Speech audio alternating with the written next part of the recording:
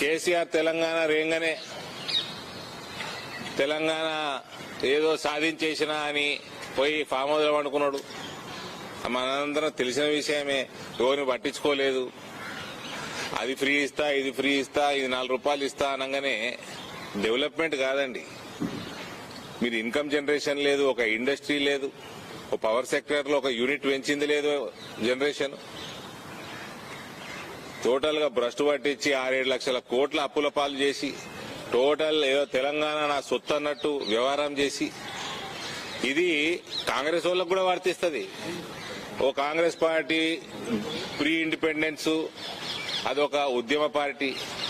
Independence వచ్చినాక ఇప్పుడున్న కాంగ్రెస్ నాయకులంతా జాతీయ నాయకులు ఏదో మేమే తెచ్చేసినాము, ఇది మా ప్రాపర్టీ అన్నట్టు వ్యవహారం చేసి ప్రజలు 10 సంవత్సరాలు, 20 సంవత్సరాలు, 30 సంవత్సరాలు అవకాశం ఇచ్చారు. దాని తర్వాత తగ్గించుకుంటూ పోయినరు. ఇలా కాంగ్రెస్ 90% దేశంలో వాళ్ళకి ప్రభుత్వాలు లేవు, సరైన సీట్లు లేవు. ఏదో 1-2 రాష్ట్రాలు తప్ప, అది కూడా బై ఫ్లూక్ తెలంగాణ గెలిచిరు వాళ్ళు.